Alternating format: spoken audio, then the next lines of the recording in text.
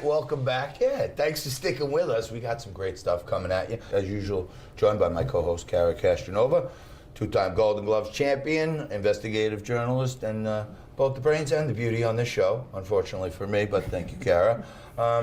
Joining me this week, straight up from Florida, the man who was solely and single-handedly responsible for JT coming into your living rooms on Newsmax for the last 7 years. Come on now. None other than the host right here on Newsmax of John Bachman now, but my dear friend, John Bachman. A pleasure to be here with everyone. I kid you not, at home, if not for him, I wouldn't be on Newsmax. You're too nice, John. Thank That's you not for true. But it's when we got to have a serious conversation about some of the crazy stuff going on in this country, and certainly around the world, we bring in some of the greatest minds. And today, we're lucky to have Mort Klein with us. You are the president of the Zionist Organization of America, and you wanted me to let the audience know that you're on Wise Guys today under protest. No, I'm kidding. You're on Wise Guys today. But the views we talk about are your own and not necessarily representative of the organization. Exactly correct. Thank you. Was that good? Did I do the disclaimer? You did good it. there? You did it absolutely perfectly. So now, every single week we go out there and we talk to regular folks, and then we show it to our guests in the audience, and then we kind of break it down. So I want you to take a look at what someone had to say out there about Alexandria Ocasio-Cortez's stance on Israel and the border and stuff like that. Take a look. The United States is running concentration camps on our southern border, and that is exactly what they are. They are concentration camps. The fact that concentration camps are now an institutionalized practice in the home of the free is extraordinarily disturbing. And we need to do something about it. A presidency that creates concentration camps is fascist. Your thoughts? Well, she's talking about that the little cages that are next to the border reminds her of concentration camps. This is so disgraceful. And I say this as a child of Holocaust survivors. My parents were in Auschwitz. I lost my entire family to the Holocaust, to Hitler. I had no grandparents growing up. Most of my aunts and uncles were murdered. That's not what's happening on the border. These people are alive. They're being taken care of until they can figure out what to do with them. So this analogy is an insult to anyone who survived the Holocaust, all the people who have died in the Holocaust. This woman knows not what she talks about. Of course, I'm not surprised, because she's one of the most hostile people to Israel and Jews we've ever seen in Congress. She supports boycotting Israel, divesting from Israel, sanctioning Israel, and she's praised publicly major anti-Semites like John Corbyn, the former leader of the Labour Party in England. She's publicly praised him as what a great man he is. So nobody should ever listen to what this woman says. She knows not from what she talks. And when you're dealing with a hater and a bigot, one should just tune them out and not listen to a word they have to say. There's no room in the U.S. Congress for this level of anti-Semitism. And Mort, we've talked about this all the time. We constantly, every year, see increases of anti-Semitism, attacks on the Jewish community. And it's partly these people are responsible. Rashida Tlaib, AOC, they fan these flames. Yeah, and I remember when Trump was president, he was kind of really advocating for Israel. President after president has said that they were going to move the embassy in Israel. Trump came in and said, these people have been telling me it's going to cost me $50 million, $100 million. We did it for a couple $1 million, and we did it in 2 months. Was Trump a great advocate in the eyes of you and your people and your organization? Donald Trump, who we honored last November at our national gala at ZOA, was the greatest friend to Israel that Israel's ever had in the White House. He not only moved the embassy, which was U.S. law. This law was passed in 1995, and presidents, every single president since then, both Republican and Democrats, promised to move it, and then not only refused, they invoked the security waiver, say we can't move the embassy because it'll be bad for world security, America's security.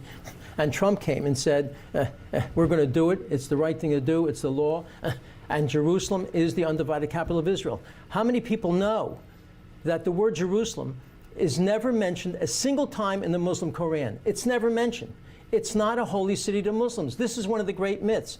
Trump understood this. In the Jewish holy books, Jerusalem is mentioned 700 times. To Mort's point, there really can't be a two-state solution to this problem. And when this was taught to me in a lesson, you look at the topographical map of Israel and you realize the contested areas, it's the high ground. And it's, historically, according to biblical texts, and this is the land of the Jewish people historically. And no military commander would ever cede this land to an adversary force. The Golan Heights can never be part of Syria. They can never be part of this. It needs to remain Israel. If you care about Israel, the nation of Israel, and the security of the only democracy in the Middle East, the true democracy, then you've got to protect Israel. And the only way I think it can ever be accomplished is there is a one-state solution. The Arabs, of course, can have a vote and in that process, but the idea of a Palestinian state is a myth. All right, we're going to leave it there, but we're going to come back, and this is a very insightful panel, very special one for me because my buddy John Bachman is here in New York, and we got him to the steakhouse table. But we got to take a quick break. Do not move. There's lots more Wise Guys coming at you right after this. Coming up next on Wise Guys. I think overall, if you look at the statistics, it tells you that fewer Americans are going to church and synagogue, but there are beacons of hope. And I think it is the way back. People talk about these mass shootings and what's changed about our society. One of the things is we see in most of these situations, there's a lack of faith.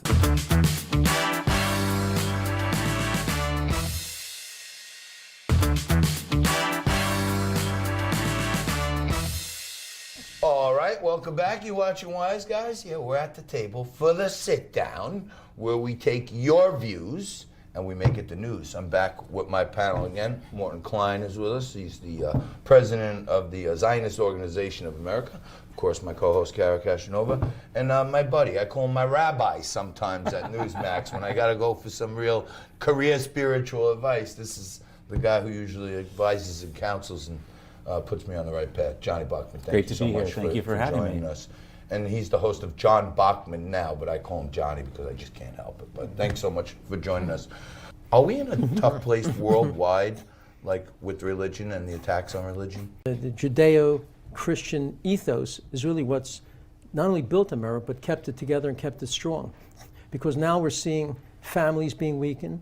We're seeing promotion of beliefs that the Bible says is wrong and is an abomination. And we see far fewer people going to church and synagogue every week.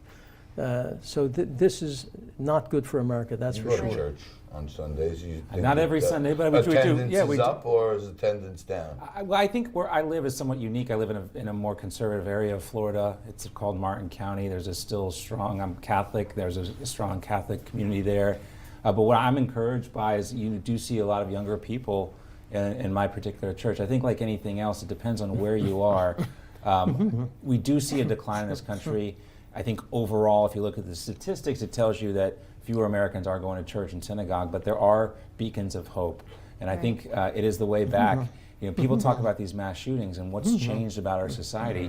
One of the things is we see in most of these situations, there's a lack of faith. There's a lack of foundational faith in these family relationships, and that's what I think leads a lot of times to this. That's a good point you make, and I was thinking about the other day, and I was reading statistics about Generation Z being the least religious of any generation. I think 18% of them, which is a pretty high number compared to other generations, considers themselves agnostic or atheist. And I think that's a big part of the problem, that we have to reach out to these young kids. And like coincidentally, the majority of the shooters, these mass shooters, are Generation Z, don't believe in God. How could they really to commit such an atrocity? So I think that the solution to these mass shootings is really talking to people about God more, because I don't think gun control is working. Right. It's a lot of times there are several examples of a cry for help before these mass shootings take place, and when you have a religious foundation, I think you understand that you answer to a higher power. You think twice about those things. The same goes for suicide. We see an increase in the suicide rate in this country, in the Jewish faith and in the Christian faith. That's traditionally viewed as a sin. We see people getting away from that kind of idea as well. It's a horrible situation, but again, more faith, more adherence to religious philosophy you'd see less suicide. Right, and I think also too that the Constitution was based on a lot on the Bible and on natural on the law belief and on God. that our rights as citizens come from God, not Right. from the government, not from a higher Exactly. power. And as people, we bestow those powers onto elected officials, but the power comes from God. Right, and which flows is why through there's a us. war on religion for obvious reasons. Yes. They want us to worship the government and not God. Exactly. Yeah, and I want to point out that Warren Klein has been nice enough to join us this week on Wise Guys, the president of the Zionist Organization of America, but sits at the table today as his own man, just Morton Klein. Thank you so much. You know, we're trying here on Newsmax to always be the one network that at least can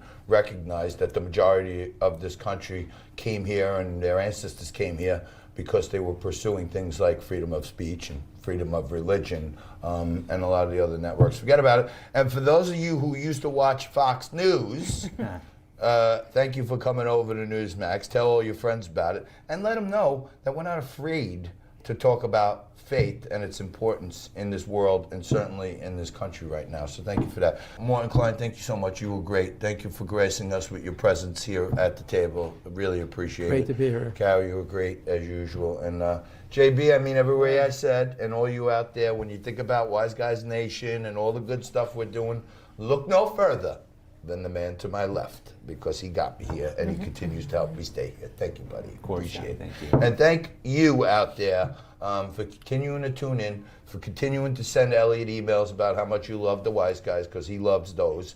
And no matter what, whether we're talking about faith, whether we're having a little fun talking about freedom, you tuning in every week can be guaranteed 3 things right here: truth. Justice. And the American way. We'll see you again next week right here on Wise Guys.